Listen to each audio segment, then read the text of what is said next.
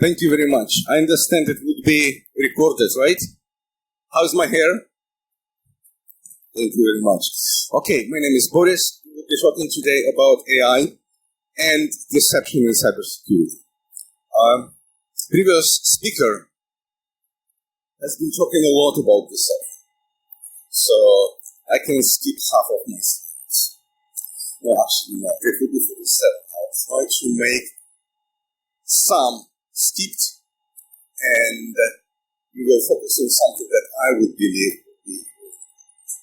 So, we will be talking today about with AI, whatever that is, we will define it, and the deception, whatever that is, we will be defining it. And what would be those means for adaptation for both attack and defense? Artificial intelligence. It is something that is intelligent. A more precise definition is on the screen. If it is too much on the screen, don't try to read, because the slides are really together. Just take a picture and imagine the process. What is deception? When you do or say something it isn't. And this is what we will be talking today about. So, is deception good or bad? Is deception good? Good. Is deception bad? Yes, of course. It all depends. Some will make you cry or laugh.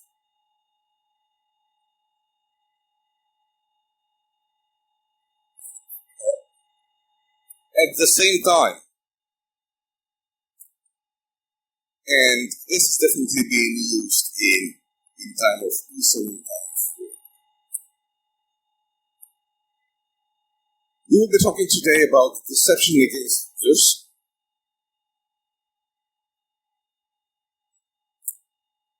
deception against AI, AI-based deception, and AI-based defense. When I was doing my PhD in physics, it was a sign. Don't look into the laser with your remaining eye. This is quite powerful. I like this one because it is actually see. This one, too small. Anyways, next one. Deception against users and AI-based defense. Here should be a joke, but code of conduct doesn't let me say that. So I started somewhere here that was joked about. So those which are in black, I was combating, and I would say that it was a fantastic time. Those outbreaks, like this one, the internet died with my eyes, sitting in Taratine, and night. I will not go through this, but as you understand, adversaries used deception for quite a long time. And there are many ways to do this deception. Okay, slides will be available, and you can go through this and actually go through each and read a lot of materials which I used, by the way. George Lucas, Professor George Lucas of University of Michigan, and those materials of his research is heavily used in this, for which I thank him a lot. We'll not go on each and every, because we don't have much time. Usually I do this talk. 90 minutes for this half time. So, you know what the deception is. You know what you need to watch for, and then you still believe that no matter what you did, the employees in your organization still fall into that deception. And the previous speaker extensively with examples teach you what the things are. So, why it is so difficult? the reasons are obvious. Either it was designed for the purpose, or it was lack of skills of technology, or it was deterrence for the users, etc., etc., etc. But not only.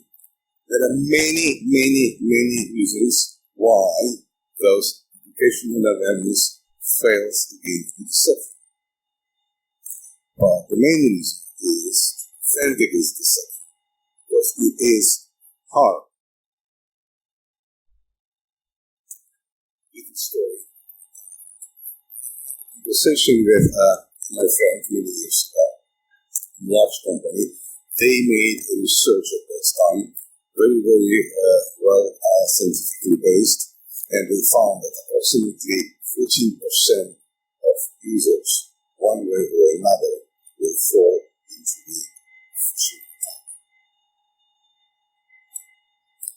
Have you ever been suspended for clicking on phishing link 3 times? I was, and I was teaching people how to actually not fall a victim. Why I fall there? We'll talk about it.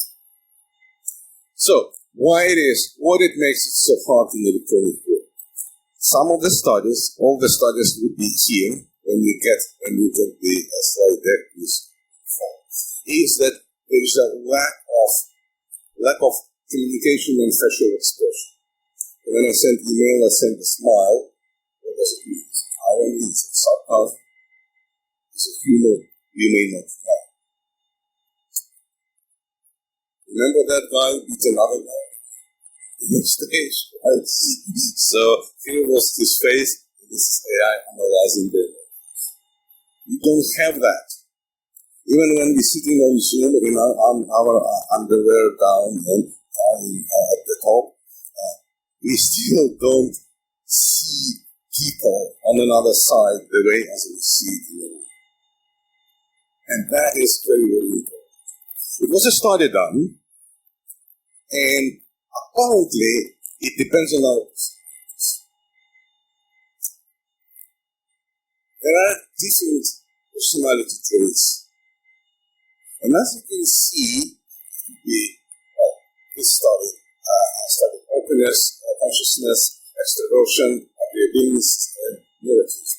So, if you are very friendly and compassionate and easygoing, you would be more susceptible for deception. Just think about it. You want to help others? You'll be suspended by HR 3 times on the road. That was not easy, so people were laughing at me. They said, did they fire you? Well, they didn't, but it was very interesting. That was very interesting kind of self-reflection. What is the reason I clicked on it? If at a moment, I knew it was a fake thing. I needed more space in my inbox, and help desk sent me an email. We give you 254 megabytes. I clicked on it and I thought, 254 megabytes, there's no thing. 256, that's what the thing they would give me. And of course, it was a red sign. Anyways, a little bit about AI. AI is a field which uses machine learning to do all those skills. So what is machine learning? It is, in most of the cases, minimization of the error function. That's it. Nothing more. So AI in this area is a minimization of error function. That's easy. We know how to do it. Mathematics know how to do it. But you don't know very well how to find that function to minimize the error. Little bit couple of algorithms. So we have supervised machine learning, unsupervised machine learning. In supervised machine learning, you give them cats, machine understands what they are, and then when you give them cats, dogs, and wherever they are, they say these are cats, and these are not cats.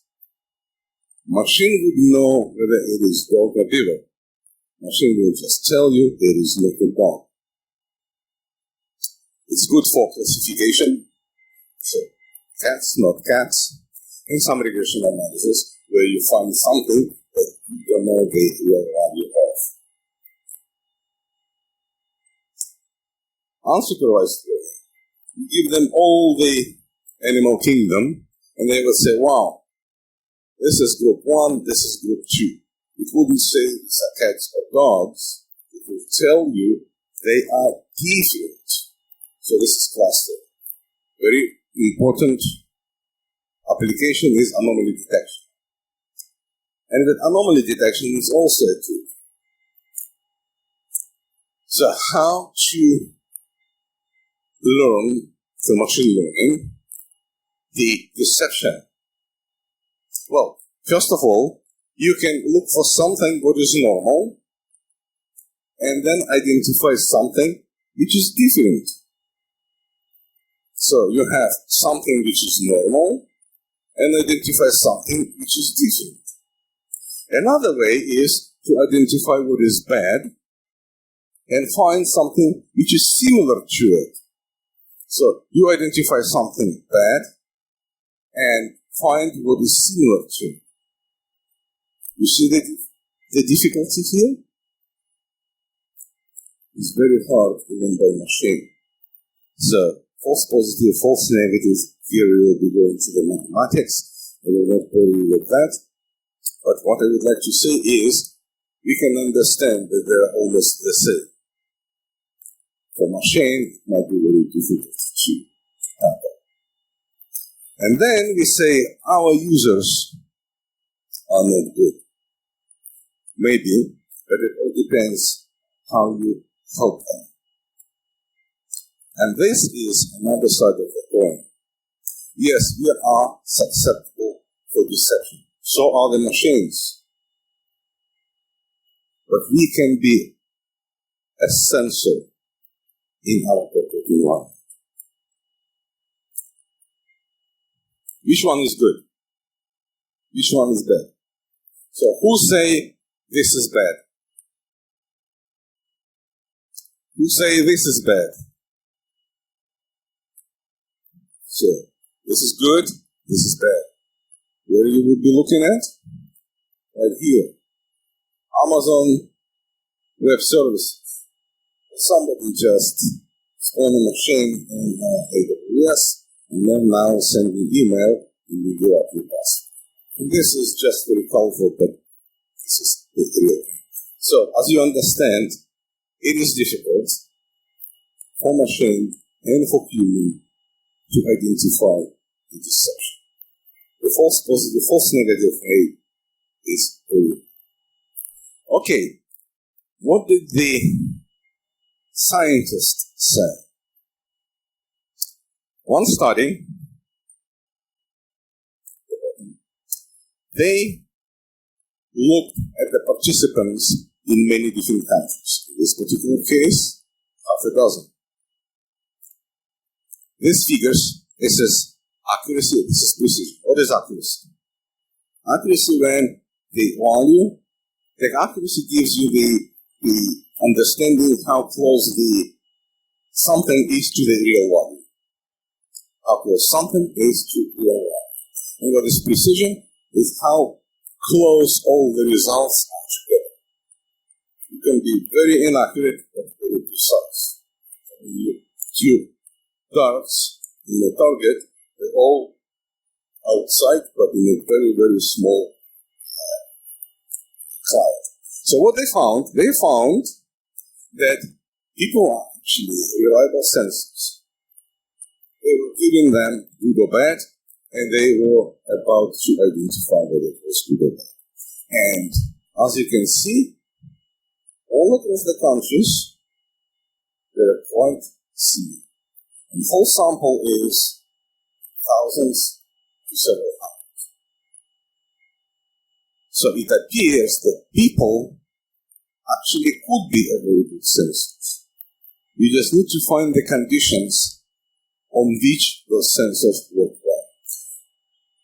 Same study also had a different experiments. They talk about age groups, male, female. Very interesting results. So across age groups, almost similar. Older people a little bit on the lower side of so they're more successful in that particular study. Could be understandable because the technology, internet, etc., is for not for long. Many people in this age category, they lived where TV had confined glass in front. This is very interesting. Male versus female, 74 versus 68. It's quite big. Maybe because ladies are more outgoing and thoughtful, on average. Potentially, it may be also the case. Yes. Say again? Yes, of course. Yes. So, that are the results. What can we do with these results? Another study was asking what would be useful and what would be not useful for human to have to identify or be less susceptible for deception. Self-study, very useful. Familiarity or frequency access to a specific platform or software, etc. But formal education, or lectures like this one, are not very useful. So, if you want to have details, go here, and you will be able to find the results. Another remarkable study was done. It was 26 participants over 45 days, and they were given 11 attacks. Most attacks were manually created. Fiction, deception, all kinds of things. And then the users, the participants, were given ability to report if they found something suspicious. And then machines did some magic and provided some results. This is what they found. So, in a column, these are different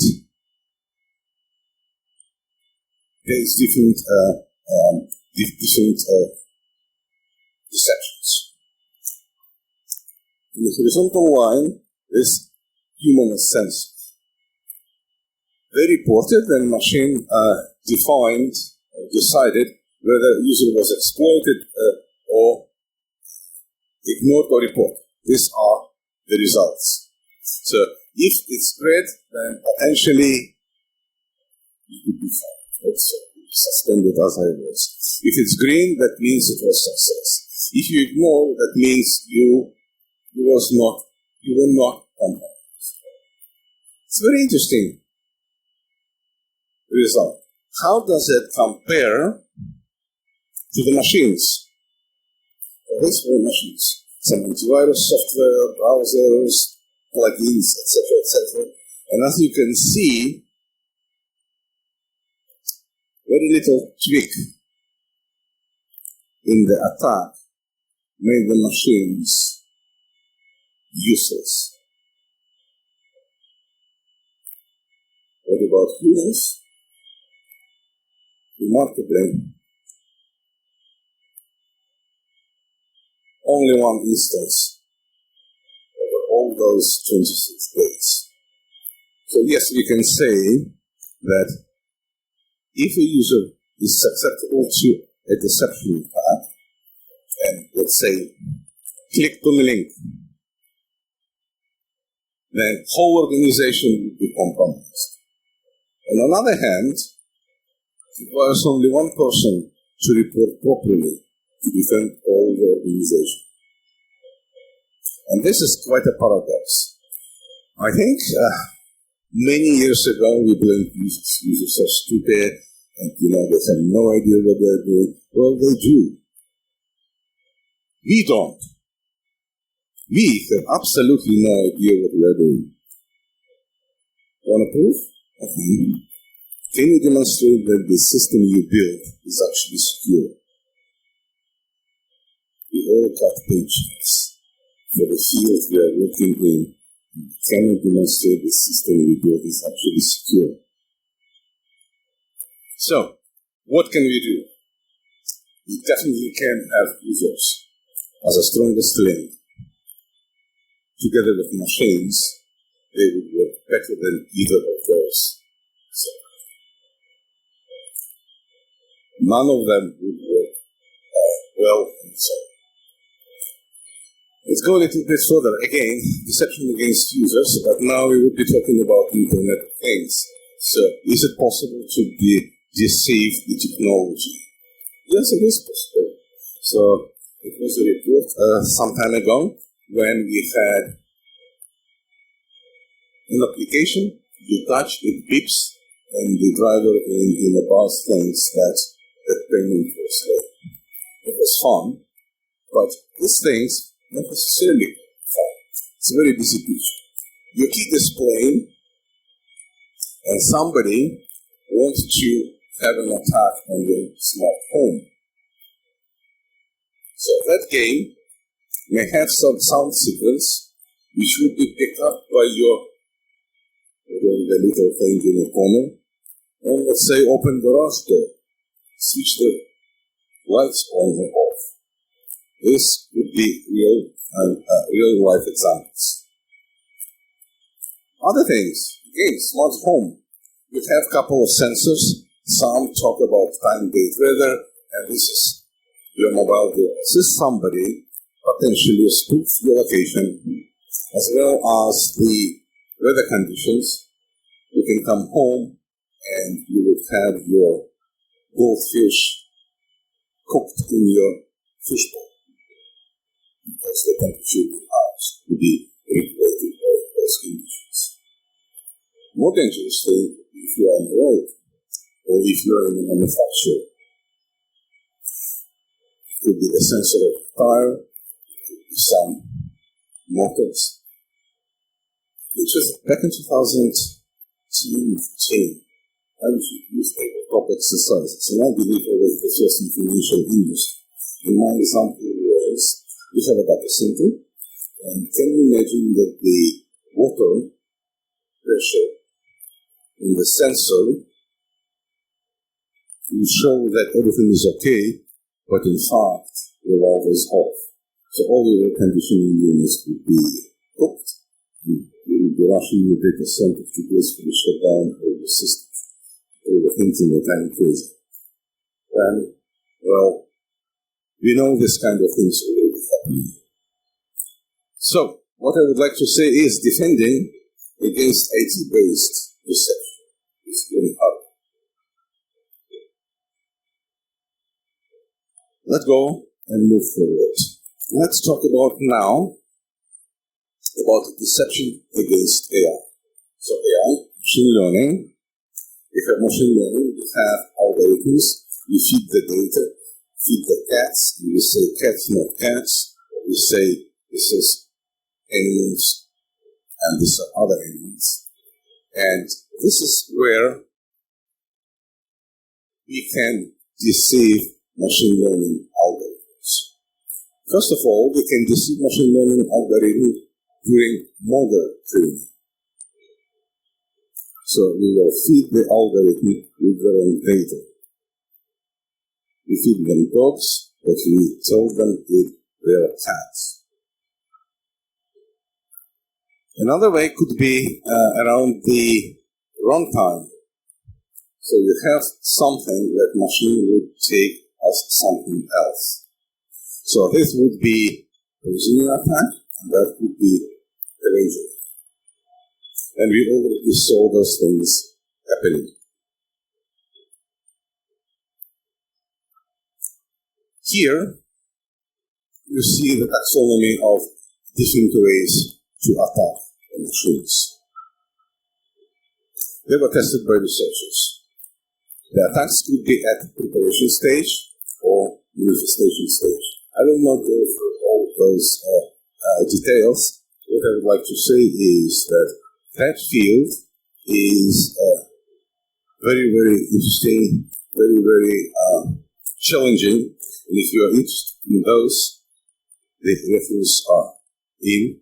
And if you are working in that field, please be aware that if you're a vendor, especially, and if you go to your customer and say, we have AI machine learning algorithms, and you will find someone who would really understand that, and you would need to be prepared to explain how exactly you would prevent that thing from happening.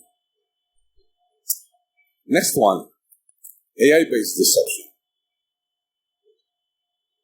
That is also very interesting field. We now know how to make very realistic fake photos. We know how to make realistic fake videos. And those are all available online. And you can learn how to picture the person you like, create your video profile, and your information is. When you work, for example, in investigation or enforcement, whatever you need to do is create a profile, to create some groups, and create information for participants of the groups. And that is, you can have realistic groups objects. Very interestingly,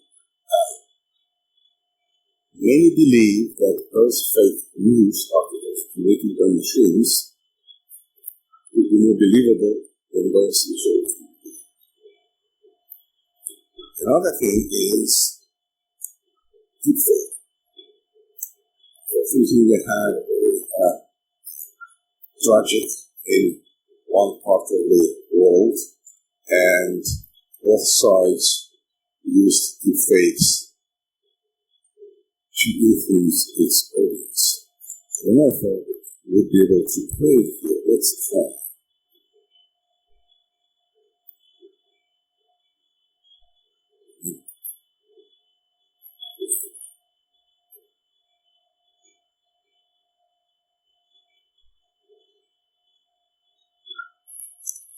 Дорогие соотечественники, тема моего обращения – ситуация на Украине.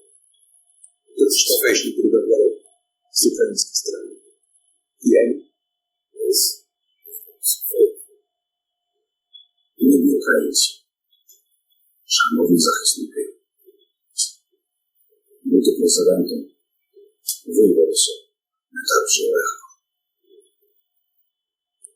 Yes, you may say that it is not a high quality thing. Yes, that is true. But do you think it's much more difficult to make high quality things like this? Yes, that's the case. Somebody will spend a little bit more time and it could be much more believable. And this is a kind of war. And that is something that we all need to be aware of. So AI also has a good purpose. Unfortunately, it doesn't work right now, but we have GitHub, and actually download and install like this and create your own applications. And I love this picture. So everyone is next to everything. Whatever the parts of the imagination captures us in any particular period of time, then we have to comment. Currently, I skipped too many slides, but once again, with acknowledgement to those scientists who made all those great research, I'm ready to take questions if you have any.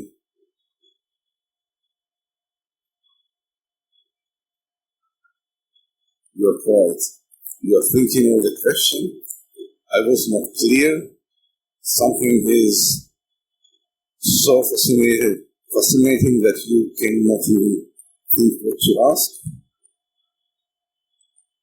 Here we go.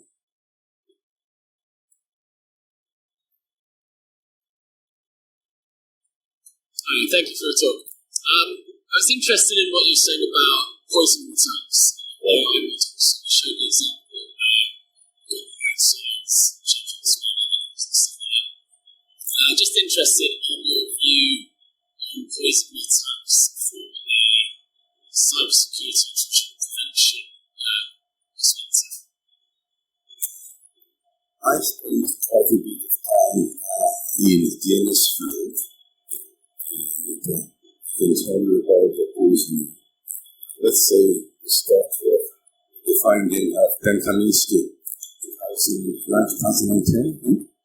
So when you can put the data in your DNS cache that would not be accurately pointing you to where you need to go. And as everything starts with DNS, almost everything starts with DNS, you type google.com and you are in Amazon Web Services. Somebody is taking your queries. Now imagine you are working in Warfare, which was under for acquisition of JP Morgan and Citibank. How valuable those queries could be. So now, including detection you mentioned and including prevention. So poisoning here will be increasing false positives and false negatives. What is false positives? False positives is, just to remind, when you identify something as bad, which is not. So if you poison,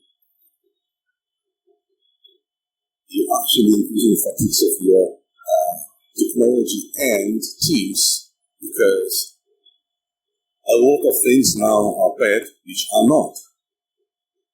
False negatives.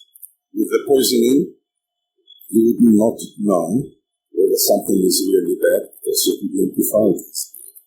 So either of this case would be quite devastating depending on what your optimization is on. And I started with DNS.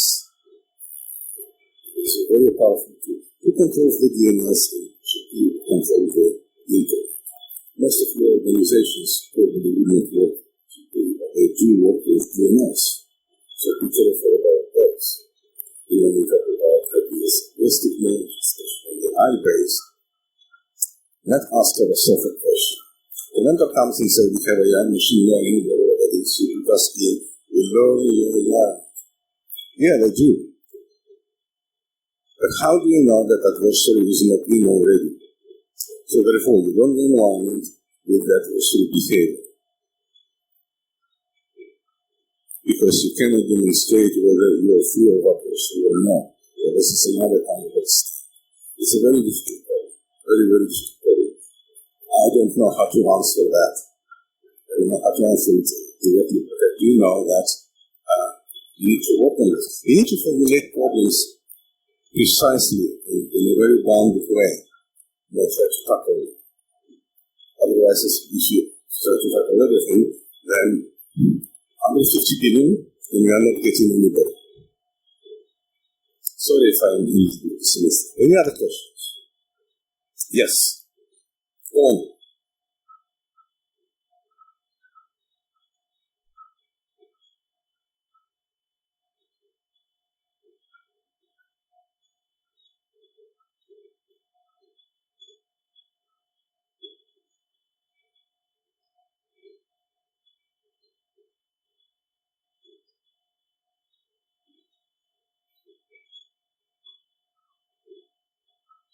So AI in your particular case would be machine learning algorithms. So depending on what function you will choose to minimize the error. If you choose the wrong function, then see adversary as a friend. So that's one thing. I don't see we ever would get with machines anything with 100% of whatever you want.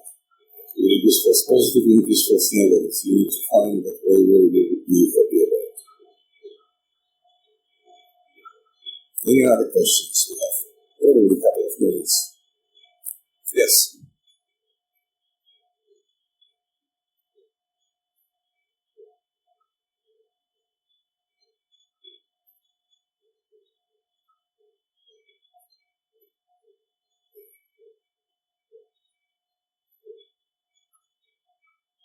depends on the algorithms as well. But again, in one, we identify something based on what we know it is, and say everything else is not. And the other type is we just say this is different from this one. So if you try to be more precise, you would have so many clusters which is useless. This is why you wouldn't be able to get this requires the anomaly. So you need to figure out what is a good balance for you to identify what is good, what is bad. You look for something which is healthy. Any other? Yes.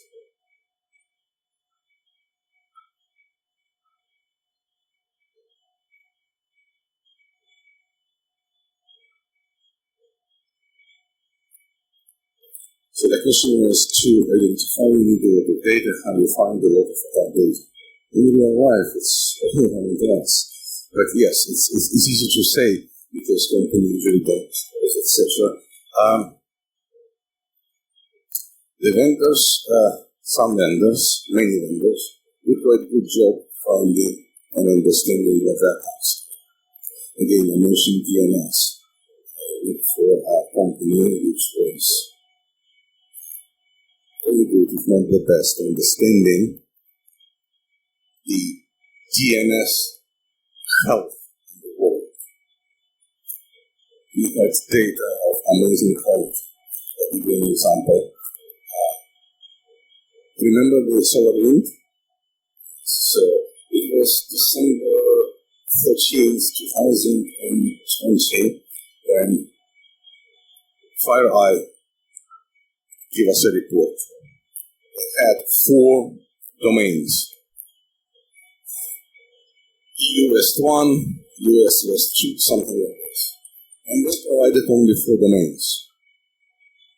And I was thinking, okay, we have EU and US, it's 2. Then we have West and East, it's 2. And then we have 1 and 2, it's another 2. 2 times 2 times 2 is 8. Why the US 4? And then I used my company data and I figured out something that I didn't believe there was anything ever published in a public domain. So like, just reach out and share. Stop. Thank you very much, everybody. It was good questions, and thank you.